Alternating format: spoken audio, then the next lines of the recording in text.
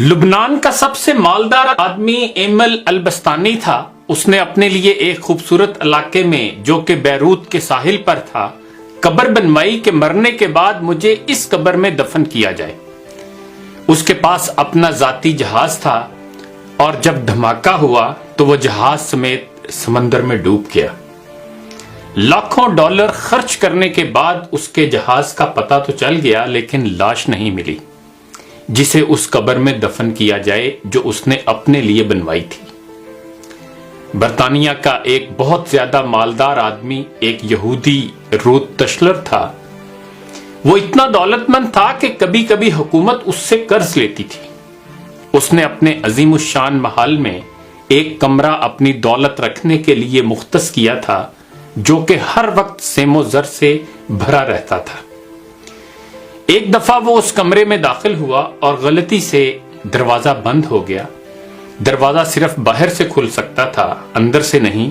اس نے زور زور سے چیخو پکار شروع کی لیکن محل بڑا ہونے کی وجہ سے کوئی اس کی آواز نہ سن سکا۔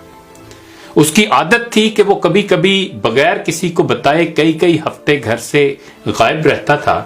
جب وہ کسی کو نظر نہ آیا تو گھر والوں نے سوچا کہ حسب عادت کہیں چلا گیا ہوگا۔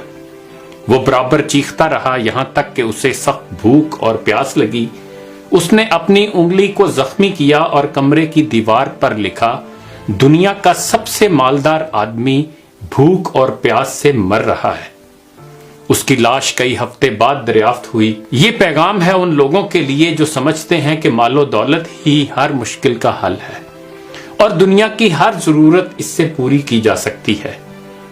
دنیا سے جانا ایک بڑا حادثہ ہے لیکن ہم نہیں جانتے کہ کب، کیسے اور کہاں جانا ہے۔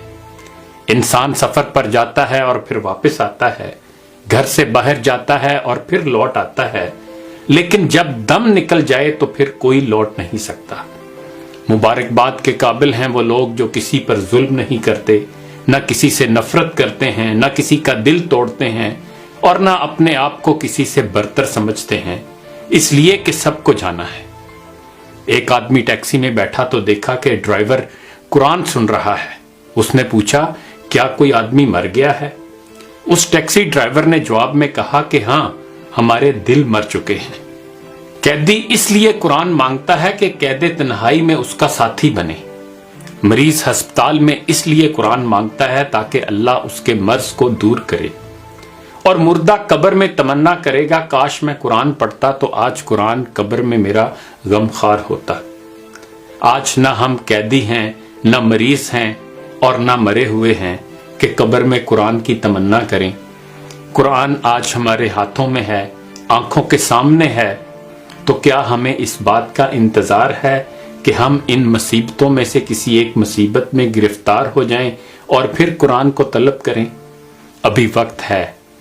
آئیے دعا کریں کہ اے اللہ قرآن کو ہمارے دلوں کی بہار، ہمارے سینوں کا نور، ہمارے ایوب کا پردہ پوش، ہمارے نفوس کا مددگار، ہماری قبر کا ساتھی اور روز محشر میں ہمارا سفارشی بنا دیجئے۔ اے اللہ ہمیں قرآن کے حقوق ادا کرنے کی توفیق عطا فرما دیجئے۔ اقبال نے بھی ہمیں جھنجھوڑنے کی کوشش کی تھی، زمیں کیا آسماں بھی تیری کجبینی پہ روتا ہے، غضب ہے سطر قرآن کو چلیپا کر دیا تو نے، زباں سے گر کیا توحید کا دعویٰ تو کیا حاصل، بنایا ہے بت پندار کو اپنا خدا تو نے۔